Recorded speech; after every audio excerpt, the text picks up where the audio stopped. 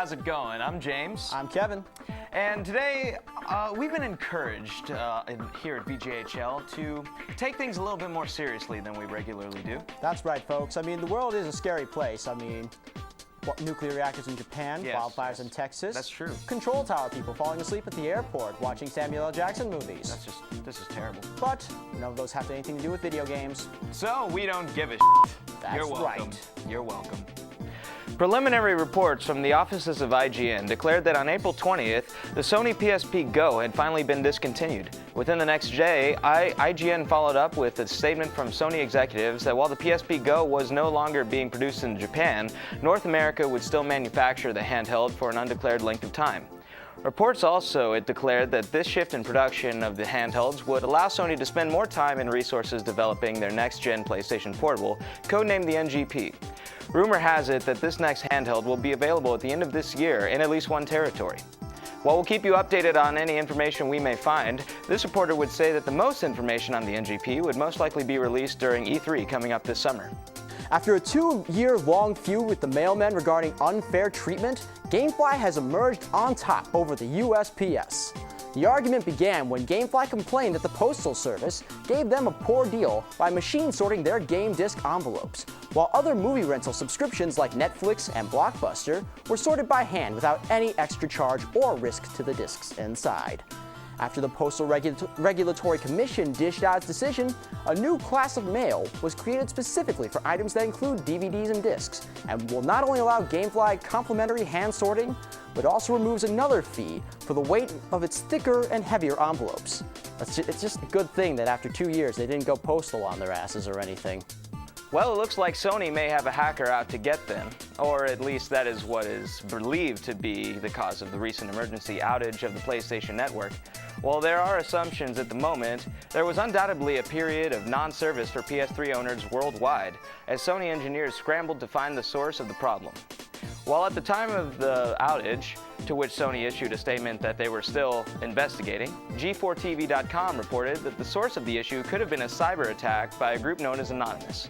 G4 describes Anonymous as a loose collective of internet pranksters and activists, apparently riled up by the recent PS3 hacking lawsuit that was issued by Sony. Though the source is yet to be determined, let us not forget the mournful cries of PlayStation players worldwide that were undoubtedly forced to see the light of day at least once during this outage. Poor souls. Valve has certainly seized the central spotlight with the release of Portal 2 recently. Though have you ever wondered what's the deal with its rather interesting mascot? Well, one curious fan was and decided to write the developer for an explanation, and surprise, surprise, Valve gave the guy a thorough response.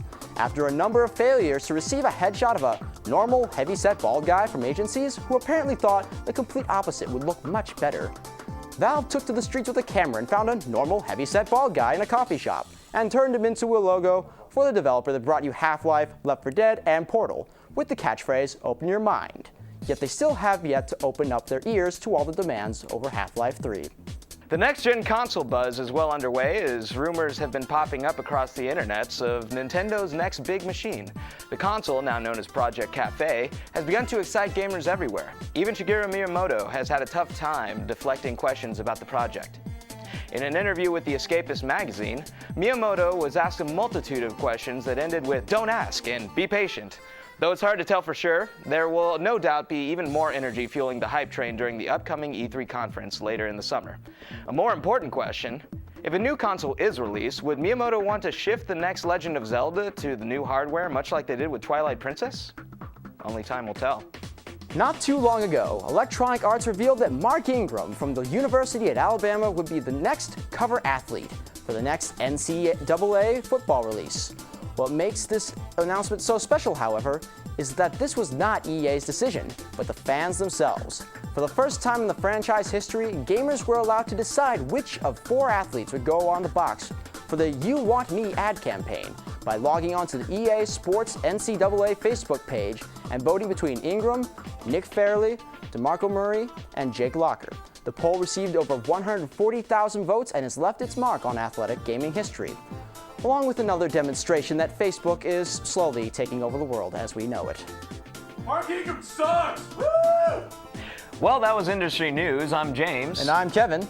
And this was brought to you by Joystick, the organization to help those with broken and underprivileged thumbs. We'll see you next time.